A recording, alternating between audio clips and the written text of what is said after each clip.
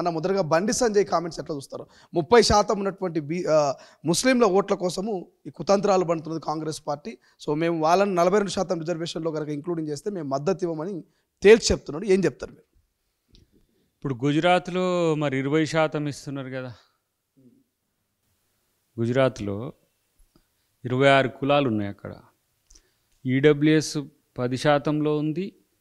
తర్వాత మిగతా ఇస్తున్న దాంట్లో 30% పైచిలకి ఇస్తున్నారు. అక్కడ కూడా ముస్లింలు ఉన్నారు, 26 కులాలు ఉన్నారు. కాబట్టి ఇవి ఆడలేక మధ్యలో ఓడినట్టుగా చేసే స్టేట్మెంట్సే. కానీ మీ చేతనైతే మీరు మద్దతు ఇవ్వండి, లేకపోతే మేము చేస్తాం, మీరు కామ్గా కూర్చోండి. బీజేపీ మద్దతు ఇవ్వకుండా బిల్లును పాస్ చేయించే సాధ్యమయ్యే అవకాశం ఉందా? బిల్లు ఎందుకు, ఆర్డినెన్స్ తెచ్చుకుంటాం, ఆర్డినెన్స్ తర్వాత జీవో తెచ్చుకుంటాం, అమలు చేయడం ఖాయం. ఇలా బీజేపీ బీసీల ద్రోహి అని తెలుస్తూనే ఉంది కదా. ముస్లింల యొక్క పేరు చెప్పి ముస్లింలు దాంట్లో ఉన్నారని చెప్పి అంటారు. మరి మీ దగ్గర గుజరాత్లో కాదు, 18 రాష్ట్రాల్లో ముస్లింలు ఉన్నారు. 18 రాష్ట్రాల ముస్లింలకు రిజర్వేషన్లు ఇస్తూనే ఉన్నారు.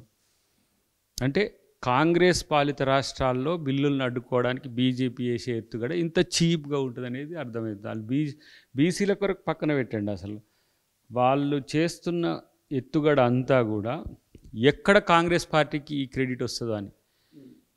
తెలంగాణలో మొదలుపెట్టినాం, రేపు కేంద్రంలో నీ మోడీని గద్దె దించేది ఇదే బీసీ నినాదం.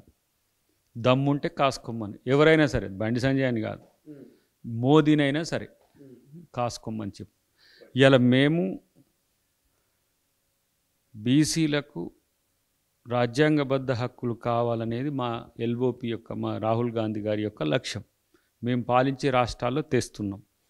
మీకు చేతనైతే చెయ్యండి, లేకపోతే మిమ్మల్ని దించేది ఏ బీసీ నినాదంతో మోడీ బీసీ అని తెర మీదకి వచ్చిండ్రో ఆ బీసీలే మీ అంతం చూస్తారనేది మీకు తెలిస్తే, ముందుగా తెలిస్తే మంచిది. లేకపోతే బీసీలే రేపు రాజకీయంగా మిమ్మల్ని బొంద పెడతారు. ఎందుకంటే మీరు బీసీలు ఇప్పుడు ఆయనే కదా, బండి సంజయ్నే కదా తీసి పక్కన పెట్టి మళ్ళీ తెచ్చి ఇప్పుడు బీసీని వాళ్ళు కనీసం ఏమంటారు అధ్యక్షునిగానే చేస్తుంటాం. కాబట్టి బీసీల ద్రోహ పార్టీ బీజేపీగా చరిత్రకి ఎక్కనుంది. ఆ బీసీలే రేపు చరిత్ర లేకుండా బీజేపీకి చేస్తారనేది మాకు నమ్మకం. మా లక్ష్యం బీసీలకు చట్టసభల్లో కూడా రిజర్వేషన్లు ఇవ్వాలనే ఎత్తుగడతో భవిష్యత్తులో ఉన్నాం. వాళ్ళు చేసింది, చేయకపోతే నెక్స్ట్ రాహుల్ గాంధీ ప్రధానమంత్రి అవుతాడు, మేము చేసుకుంటాం. మీరేం చేసింది ఏం లేదు ఎప్పుడు కూడా. ఇప్పుడు ఈడబ్ల్యూఎస్ రిజర్వేషన్లు కూడా మేము తయారు చేసిందే, మీరేం చేసింది కాదు. ఉన్న బిల్లు మీద సంతకం పెట్టుకున్నారు. మన్మోహన్ సింగ్ గారు, అప్పుడు రాజశేఖర రెడ్డి గారు, ఇక్కడ ఈబీసీ సంక్షేమ సంఘం మనోడు రవీందర్ రెడ్డి ఉండే,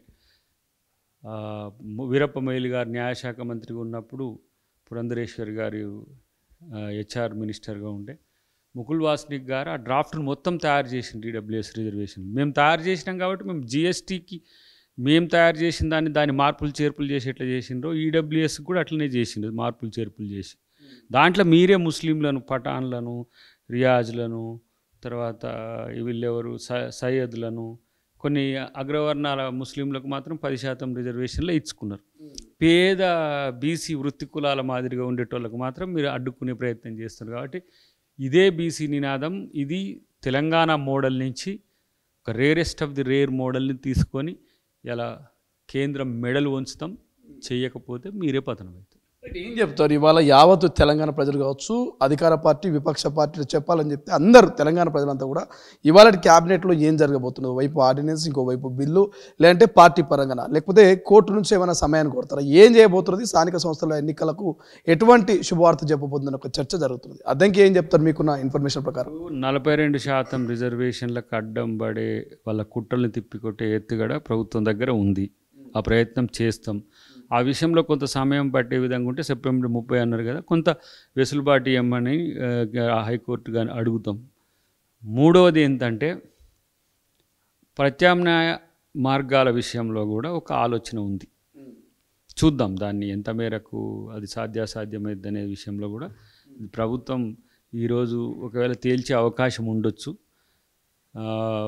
నా దృష్టిలోనైతే ఆర్డినెన్స్ ప్రోగా ఉంటుంది అని నేను అనుకుంటున్నా. సో ఆర్డినెన్స్ ఎందుకంటే ఏమంటారు కదా, వాళ్ళు పెట్టనివ్వరు.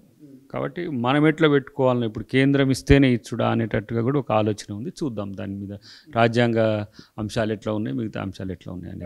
అసలైన తొలి వెలుగు. ఫాలో వాట్సాప్ @తొలి వెలుగు official.